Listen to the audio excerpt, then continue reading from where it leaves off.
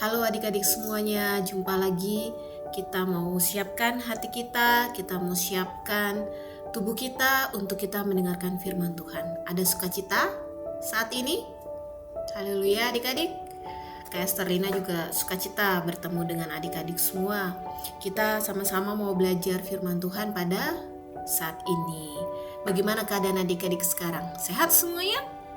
Puji Tuhan, kita semua dalam keadaan sehat. Kita mau siapkan hati kita untuk mendengar firman Tuhan. Kaiser mau mulai untuk membawakan renungan firman Tuhan pada saat ini. Dimulai pertanyaan seperti ini ya adik-adik. Apakah adik-adik di rumah ada tanaman? Mama papanya itu punya tanaman atau tumbuhan di rumah? Ada? Kaiser percaya ada yang nanam tanaman, tumbuhan di rumahnya. Entah itu tanaman yang hanya berbunga saja, bunga-bunga hias, ataupun tanaman yang tanaman yang berbuah. Nah, tanaman yang berbuah ditanam, lalu dirawat, lalu nanti dari dia berakar, bertunas, tanamannya menjadi besar adik-adik, lalu menghasilkan buah. Di sini siapa yang suka makan buah? Iya, kita disarankan untuk selalu bisa makan buah, karena buah itu bergizi adik-adik, karena buah itu mengandung banyak unsur yang dibutuhkan oleh tubuh. Nah adik-adik, kalau adik-adik suka makan buah itu ada yang rasanya manis, betul? Ada juga buah yang rasanya asam. Asam sekali. Siapa yang suka makan buah yang asam? Atau adik-adik suka makan buah yang manis? Ya, kalau Kak Esther sukanya buah yang manis adik-adik. Karena itu kalau yang asam itu bisa sakit perut. Ya adik-adik, kalau perutnya kosong udah makan buah yang asam bisa sakit perut. Nah, jadi Kak Esterina lebih banyak suka dengan buah yang manis. Nah, sekarang kita mau dengarkan firman Tuhan tentang buah. Apa adik-adik? Buah. Salah satunya adalah buah anggur. Siapa yang pernah makan buah anggur? Siapa yang suka makan buah anggur? Kak Esterina juga suka makan buah anggur ya adik-adik. Nah, buah anggur ini adik-adik, siapa yang pernah lihat tanaman anggur? Kaiser pernah lihat tanaman anggur. Siapa di sini yang pernah lihat tanaman anggur? Di sini kita mau bahas firman Tuhan, bagaimana kebun anggur itu adik-adik. Kita akan bahas Tuhan pun mempunyai kebun anggur adik-adik. Yuk kita mau buka sama-sama di Yesaya 5 ayat 1 sampai 7. Dibuka Alkitabnya, Kaiser mau baca Alkitab pada saat ini ya. Dari Yesaya 5 ayat 1 sampai 7. Kaiser bacain ya, Kaiser mulai. Aku hendak menyanyikan nyanyian tentang kekasihku, nyanyian kekasihku tentang kebun anggurnya. Kekasihku itu mempunyai kebun anggur di lereng bukit yang subur. Ia mencangkulnya dan membuang batu-batunya dan menanaminya dengan pokok anggur pilihan. Ia mendirikan sebuah menara jaga di tengah-tengahnya dan menggali lubang tempat memeras anggur. Lalu dinantinya supaya kebun itu menghasilkan buah anggur yang baik, tetapi yang dihasilkannya ialah buah anggur yang asam. Maka sekarang, hai penduduk Yerusalem dan orang Yehuda, Adililah antara aku dan kebun anggurku itu. Apatah lagi yang harus diperbuat untuk kebun anggurku itu yang belum kuperbuat kepadanya? Aku menanti supaya dihasilkannya buah anggur yang baik. Mengapa yang dihasilkannya hanya buah anggur yang asam? Maka sekarang aku mau memberitahukan kepadamu apa yang hendak kulakukan kepada kebun anggurku itu. Aku akan menebang pagar durinya sehingga kebun itu dimakan habis, dan melanda temboknya sehingga kebun itu diinjak-injak. Aku akan membuatnya ditumbuhi semak-semak, tidak dirantingi dan tidak disiangi, sehingga tumbuh putri malu dan rumput. Aku akan memerintahkan awan-awan supaya jangan diturunkannya hujan ke atasnya. Sebab kebun anggur Tuhan semesta alam ialah kaum Israel, dan orang Yehuda ialah tanam-tanaman kegemarannya. Dinantinya keadilan tetapi hanya ada kelaliman. Dinantinya kebenaran tetapi hanya ada keonaran. Adik-adik. Di Yesaya 5 ayat 1 sampai 7 ini menggambarkan tentang kebun anggur yang dipelihara oleh Tuhan, adik-adik. Di ayat yang pertama sampai ayat yang kedua, aku hendak menyanyikan nyanyian tentang kekasihku, nyanyian kekasihku tentang kebun anggurnya. Kekasihku itu mempunyai kebun anggur di lereng bukit yang subur. Ia mencangkulnya, membuang batu-batunya, menanaminya dengan pokok anggur pilihan. Ia mendirikan sebuah menara jaga di tengah-tengahnya, menggali lubang tempat memeras anggur. Dinantinya supaya kebun itu menghasilkan buah anggur yang baik, tetapi yang dihasilkannya ialah buah anggur yang asam. Siapakah yang punya kebun anggur itu, adik-adik? Tuhan. Tuhan yang mempunyai kebun anggur. Siapakah kebun anggur itu? Adalah kumpulan orang percaya kepada Tuhan. Bagaimana Tuhan memelihara setiap pohon-pohon anggur itu, adik-adik. Ketika pohon anggur itu ditanam, adik-adik, Tuhan mencangkulnya, membuang batu-batu supaya pohon anggur itu bertumbuh subur, adik-adik. Terus habis itu juga disediakan tempat untuk panen anggur, adik-adik. Anggur dipetik, lalu ada pemerasan anggur sehingga buah itu dapat dinikmati. Tetapi ayat yang kedua akhir itu dikatakan bahwa buah anggur yang didapatkan itu asam.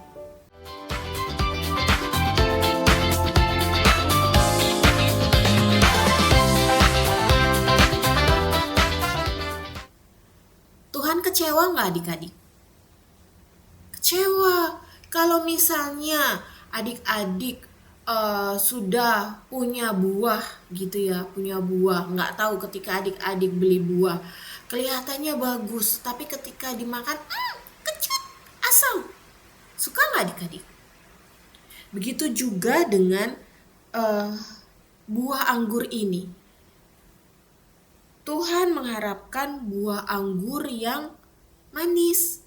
Ya adik-adik, bukan buah anggur yang asam gitu.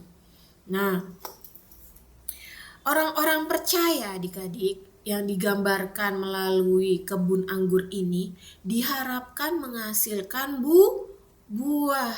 Jadi Tuhan merawat orang percaya, Tuhan merawat orang-orang yang mau sungguh-sungguh kepada Tuhan. Tuhan memberikan firman-Nya, Tuhan dengan setia menjaga, memelihara orang-orang percaya. Sehingga kita yang percaya kepada Tuhan dikasih kesehatan sama Tuhan, dikasih berkat baik rohani maupun jasmani, adik-adik semuanya. Nah, Tuhan merawat kita semuanya. Namun Tuhan mengharapkan kita berbuah. Maksudnya gimana tuh, Kak? Berbuah. Saya tidak mempunyai ranting, Kak. Masa saya bisa tumbuh buah di sini? Masa saya bisa tumbuh buah di sini? Nah, adik-adik, yang dimaksud Tuhan untuk kita berbuah adalah apa, adik-adik? Buah yang dimaksudkan adalah buah-buah roh, adik-adik. Buah roh di mana ketika kita mengikut Tuhan, Tuhan akan memberikan kita hikmat, pengertian, dan kita pasti menghasilkan buah. Yuk, adik-adik pernah pasti adik-adik yang sudah besar pasti tahu itu. Apa itu buah roh? Iya. Buah roh itu ada di Galatia berapa, adik-adik? Galatia 5 ayat berapa? Ayat 22 sampai 23. Siapa yang hafal? Apa sih buah roh itu? Ada berapa ya buah roh itu? Siapa yang hafal? Kalau ada yang belum hafal, yuk kita mau buka di Galatia 5 ayat 22 dan 23. Tetapi buah roh ialah kasih, sukacita, damai sejahtera, kesabaran, kemurahan, kebaikan, kesetiaan, kelemah lembutan, dan penguasaan diri. Ada berapa adik-adik? Ada 9. Jadi tiap orang yang percaya kepada Tuhan, dia otomatis adik-adik menghasilkan buah roh. Yaitu apa adik-adik? Boleh diulang lagi. Kasih, sukacita, damai sejahtera, kesabaran, kemurahan, kesetiaan, kelemah lembutan. Terus apa adik-adik? Penguasaan diri. Satu lagi, ada damai sejahtera. Kaisar nggak sesuai urutan ya sebutnya tadi. Yuk kita mau sesuai dengan urutan. Kasih, sukacita, damai sejahtera, kesabaran, kemurahan, kebaikan, kesetiaan, kelemah lembutan, dan penguasaan diri. Buah roh itulah yang diharapkan oleh Tuhan yang harus dihasilkan oleh orang percaya. Nah, bagaimana kisahnya di Yesaya 5 ayat 1 sampai 7 kalau dia tidak menghasilkan buah yang manis, yaitu kalau orang percaya tidak menghasilkan buah roh, adik-adik. Dikatakan di ayat yang ke-5 sampai ayat yang ke-7. Maka sekarang aku mau memberitahukan kepadamu apa yang hendak kulakukan kepada kebun anggurku itu. Aku akan menebang pagar durinya sehingga kebun itu dimakan habis dan melanda temboknya sehingga kebun itu diinjak-injak. Aku akan membuatnya ditumbuhi semak-semak, tidak dirantingi dan tidak disiangi, sehingga tumbuh putri malu dan rumput. Aku akan memerintahkan awan-awan supaya jangan diturunkannya hujan ke atasnya. Nah adik-adik, kalau kita lihat ada kebun yang tidak diairi, yang tidak ada hujan turun, kira-kira kering nggak daunnya? Kering. Dan kira-kira pohonnya, tanamannya berbuah nggak adik-adik? Tidak ya. Jadi dikatakan adalah kalau kita tidak berbuah, maka Tuhan sedih, Tuhan kecewa, bahkan Tuhan bisa marah adik-adik. Tuhan tidak senang kalau kita anak-anaknya tidak berbuah. Tapi Tuhan senang kalau anak-anaknya menjadi berkat. Anak-anaknya berbuah, ketika orang lain yang tidak percaya kepada Tuhan, terus dia ada di dekat kita, hendaknya orang yang tidak percaya Tuhan itu mendapatkan berkat dari kita. Ih, kok dia ramah sekali ya? Dia baik sekali ya? Atau ada damai loh di dalam hidupnya. Oh, kok hidupnya penuh sukacita ya? Tidak suka merengut, tidak suka sedih, tidak pernah marah-marah, kok hidupnya selalu sukacita ya? Nah, itu ciri-ciri orang yang sudah berbuah. Dan Tuhan senang gak adik-adik? Tuhan pasti senang. Nah, jadi kesimpulannya firman Tuhan pada sore hari ini adalah hendaknya kita adik-adik dan Kak Esther belajar untuk mempunyai buah sehingga orang-orang di sekitar kita dapat merasakan kasih Tuhan adik-adik. Dan hendaknya kita selalu setia kepada Tuhan sebab Tuhan selalu setia kepada kita. Tuhan setia merawat kita, Tuhan setia selalu menjaga dan melindungi kita. Ada sukacita hari ini adik-adik? Haleluya. Ya, firman Tuhan pada saat ini cukup sekian, dan biarlah firman Tuhan itu menjadi berkat buat kita dan kita simpan di dalam hati.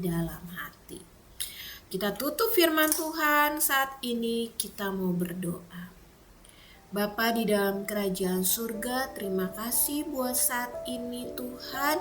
Kami belajar bahwa kami adalah tanaman anggur-Mu, sebagian dari kebun anggur-Mu Tuhan.